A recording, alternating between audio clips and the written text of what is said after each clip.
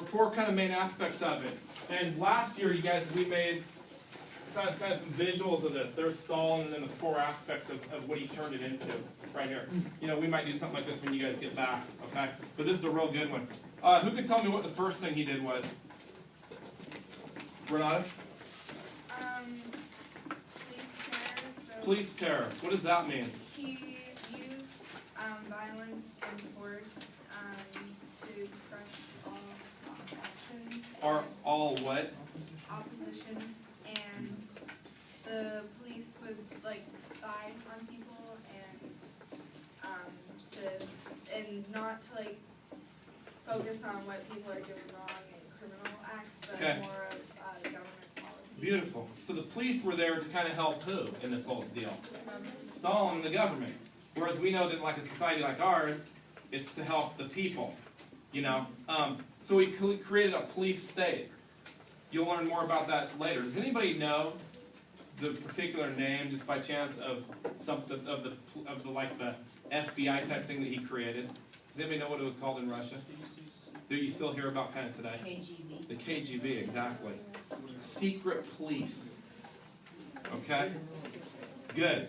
So police terror was a big one. What was the next thing that he did? Libby? Indoctrination. What's indoctrination?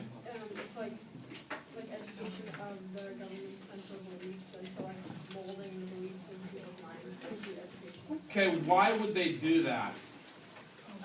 Like, what's the point of that? So that people would, eventually grow to be unhinged and moral, and show their support. Okay. Do we, in education, like, okay, so they indoctrinated people in the ideals of Stalin, right? And like communism to sell them like, oh, this is a great form of government. Do we indoctrinate you guys educationally at all on anything, do you think?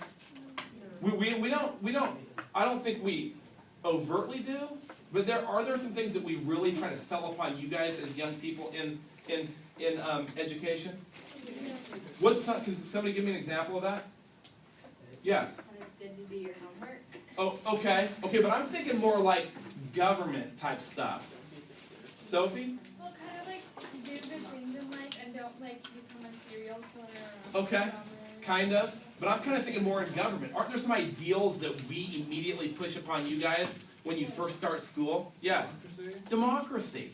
And whereas, so you guys are all in tune that democracy is great. And, I personally think it is. But it's something we definitely teach you from right off the bat. That democracy is great, freedom's great, everybody deserves freedom of speech. So we're all convinced of that. You know what I mean? So, we're not indoctrinating more that we kind of get up in your face and make sure you know that and make sure you believe it and even try to brainwash you. We don't do that. You know what I mean? But we present those ideas. In Russia, it was kind of way a step further. Teachers got up and made sure that you learned this stuff and made sure that you thought that was. Whereas in America, it's still, once we teach you that, it's kind of your open mind to decide whether you think that's good or not, right? Yeah, at least that's the way it should be. Okay? Okay, good. So we have, at this point, police terror, indoctrination, mostly educationally. What's the third one? Somebody over here. Jack, what was the third one? The third one was propaganda and censorship. Tell me about that real quick. They would put like stuff like,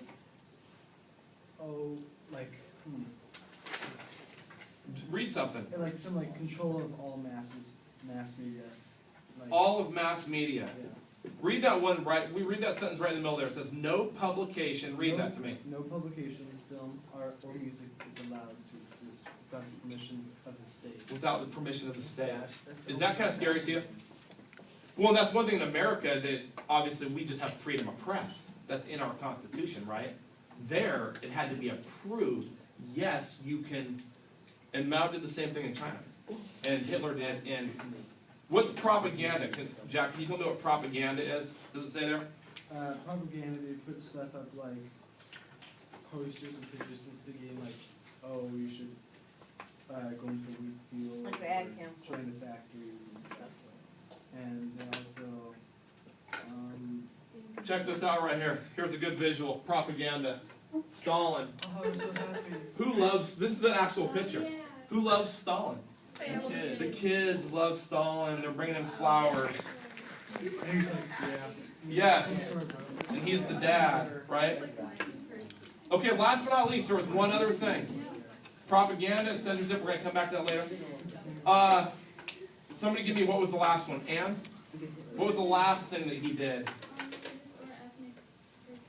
Religious and ethnic persecution. If we think back to the Tsar, who did he persecute? Does anybody remember what was the main group of people?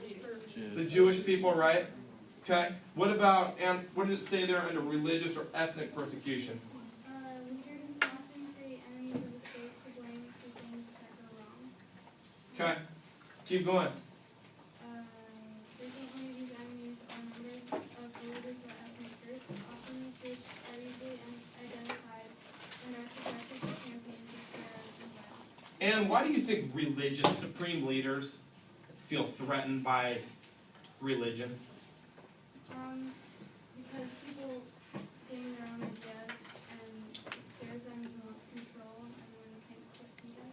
Okay, because a lot of times religion might compete with what the leader's views are. You know what I mean? And if the leader wants you to believe in everything he says, and then God's telling you something different, whoever this God is, that's a threat.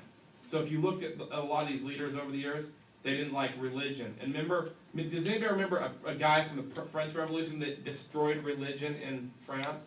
Who was that? Robespierre. Remember that? Immediately destroyed religion because he felt threatened by religion. So, okay. So those are the four main things. Okay? Now, we're going to get just a little tiny bit deeper into this. Okay? Okay, so here's going to be your next question.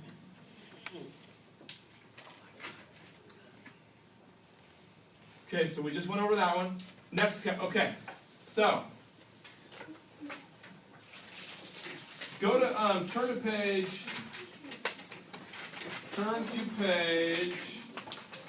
442. We're going to get a little deeper in the police state.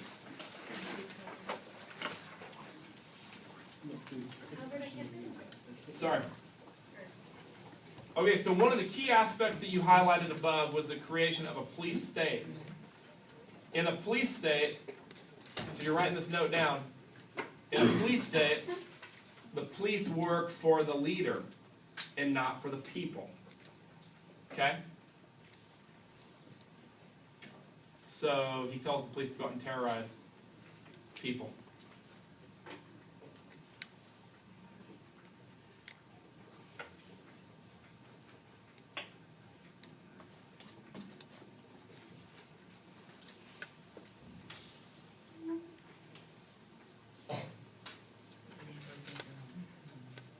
And there's going to be something that he's going to have his police do that's like notorious in history. So here's your question. And it's on page 442, kind of right in the middle there. You're going to read that little section called Police State. Stalin used his secret police to commit the Great Purge. Please highlight what the Great Purge was. So read it and highlight what the Great Purge was. It's in bold letter right there. When people think of Stalin, people who know history think of Stalin, they think of the Great Purge that he would commit. See where we are? Right there. Read that. Okay, see that right there? Great Purge. So you're going to highlight underneath there what the Great Purge was.